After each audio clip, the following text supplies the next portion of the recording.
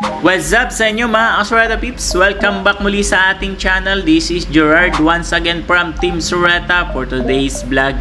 So ito yung pinagkakaabalahan natin ng mga nakaraang buwan mga Sureta Peeps. So panibagong business na naman tayo mga Sureta Peeps. Itong Bendo Helmet. Okay, Bendo Helmet Cleaner. So pinuntahan nga natin yung mismong pagawaan nila mga Sureta Peeps. So eksakto naman naabutan natin yung mismong may-ari nito mga Sureta Peeps. Si Sir Raymond, shoutout sa iyo Sir Raymond. Ayan. So sa mga gustong nagbabalak na mag-business ng ganitong klase mga Sureta Peeps, saktong-sakto kasi patok na patok to yung ganitong business mga Sureta Peeps. Talagang trending to ngayon. So pwede kayong mag-PM directly sa ating FB page. Ayan, na makikita nyo sa ating screen. So message lang kayo dyan mga Sureta Peeps. Re-replyan namin kayo. So diba? So magandang business to ngayon mga Sureta Peeps, lalong-lalo na dito sa Pilipinas. Maraming gumagamit ng motor. So syempre, kami ring gumagamit ng helmet. O diba mga Sureta Peeps? So ano pang inaantay nyo? Magandang business to. So umpisahan nyo na mga Sureta Peeps. O diba? At dahil gusto na naming makita at ma-check kung paano ina-assemble at saka paganahin yung mismong machine mga Sureta Peeps, talagang nagpursige kaming pumunta sa kanilang pagawaan, mismong warehouse.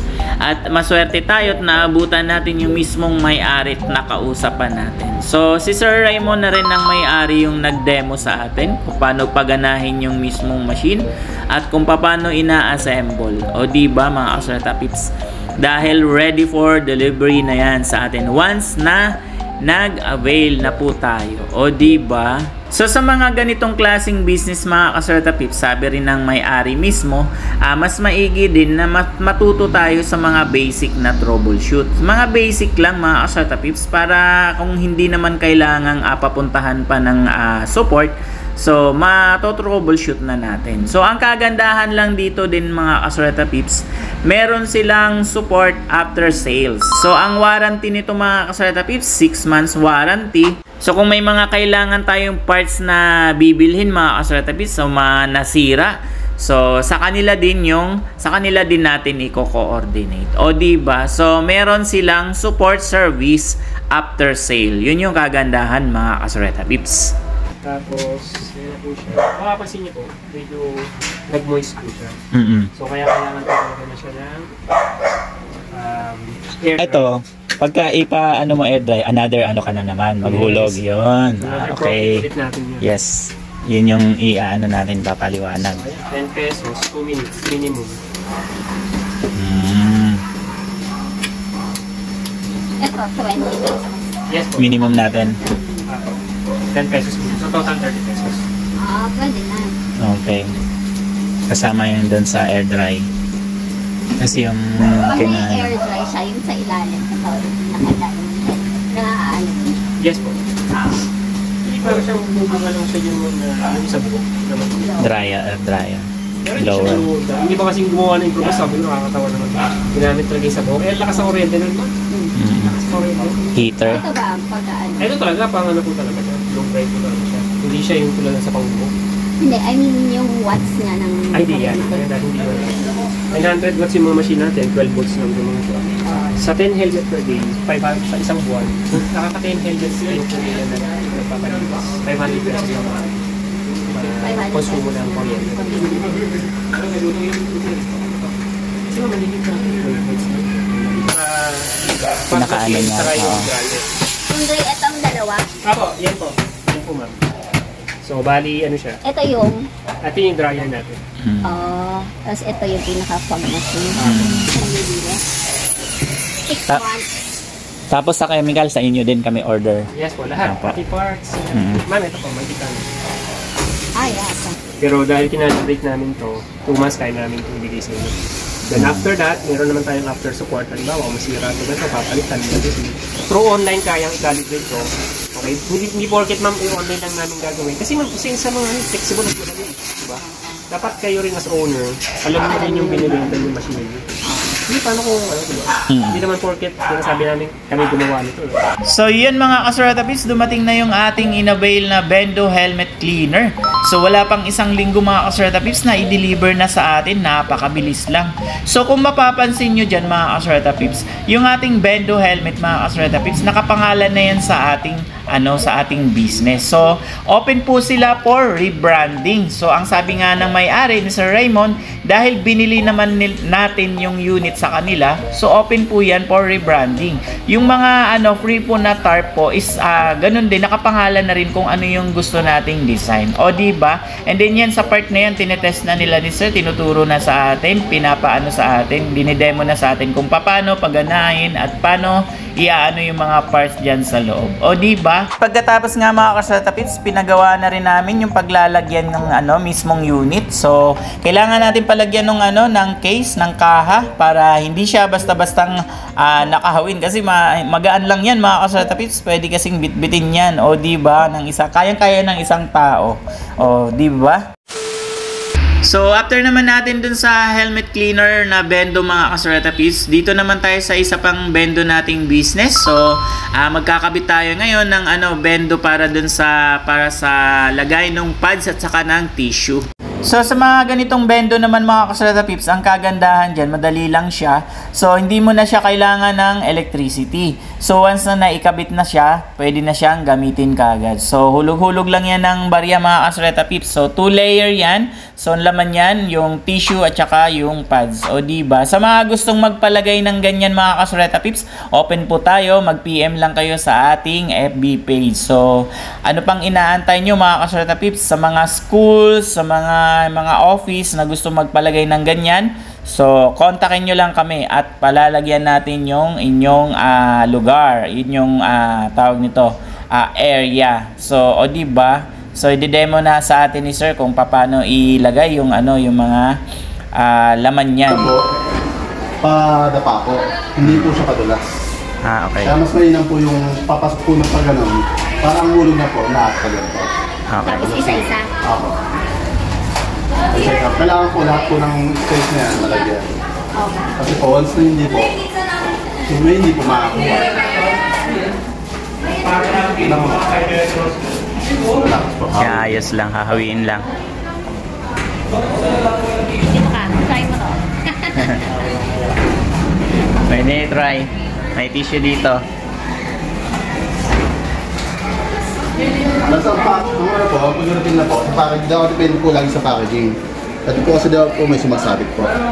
Ngayon po, kailangan po, ganito po siya lagi. Never po nakaganyan lagi. Okay. Huwag lang po sa tama ito dito sa spray. Okay. Kasi po once na may tendency po siyang sumabit. Yung dulo po. Okay. Packaging.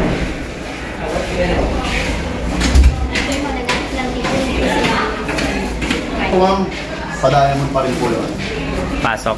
Hindi po basta ilalagay ng puno niya. Pagpakaliwa po, kailangan po papasok. Sulot na. Para po ang hulog niya. Dire-diretso din.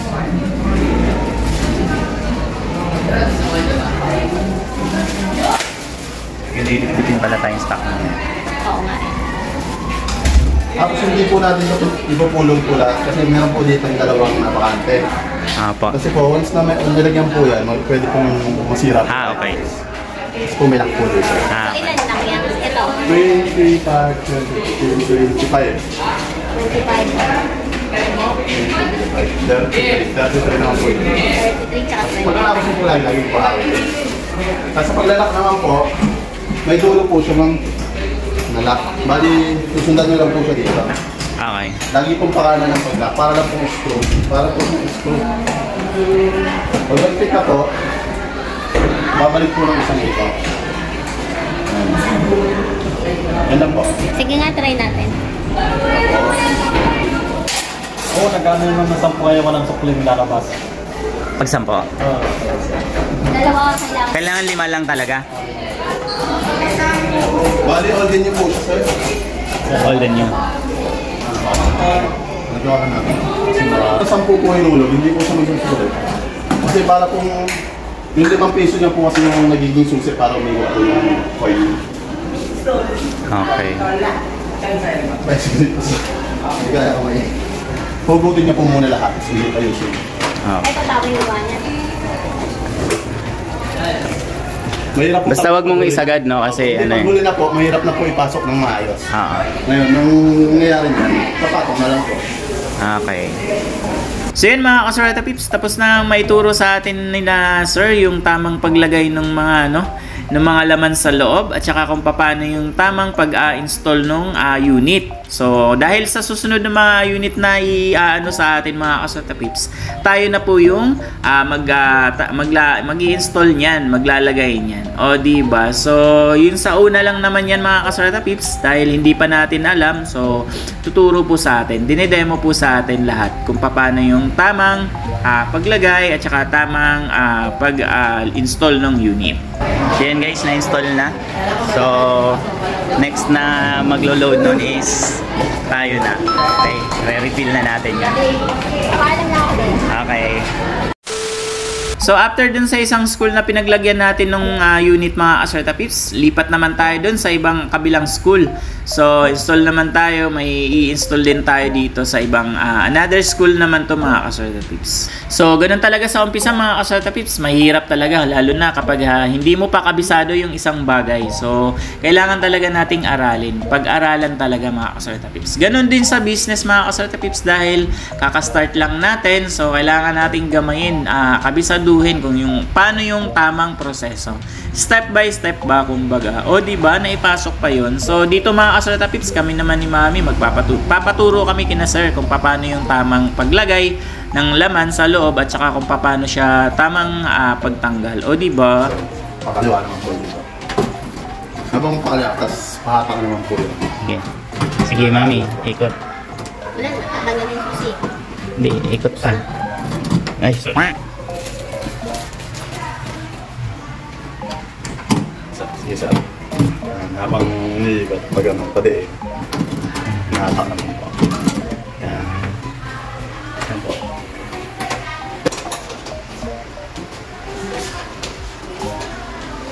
Tapos po, ikot pa. Kanina. Ayun, kumakalit po. Yung sa kabila naman. Okay. Saan ulit? Saan ulit? Saan yan? Wala. Ayan. Tapos mas mainam po nga ito, ma'am. Tanggalin ito muna, bulong ito. Sakto lang yung natin na ako yun. Palit, Okay na? pieces po yan. Opo. Tapos, nasa inyo na po yung team, ma'am. Wala na po naman po kami. Sa Sota po, and Arnold Flores po. Sir Kenneth tsaka si Sir Arnold. Bali, isa lang po yung susunod po. Mas mainam po, reserva ng police. Okay, goods na. So ayan mga kasureta pips, hanggang dito na lang. Salamat sa panonood ng ating video mga kasureta pips. So sa mga gustong magpa-install ng bendo sa kanilang lugar, so mag-PM lang kayo sa ating FB page. Yan sa screen na yan, makikita sa screen. So PM lang kayo diyan at i-assist namin kayo. O di ba? So sa mga bago lang sa channel natin, huwag niyo kalimutang mag-like, share and subscribe, and then follow niyo na rin yung ating FB page. Hanggang sa muli. Bye-bye. Salamat.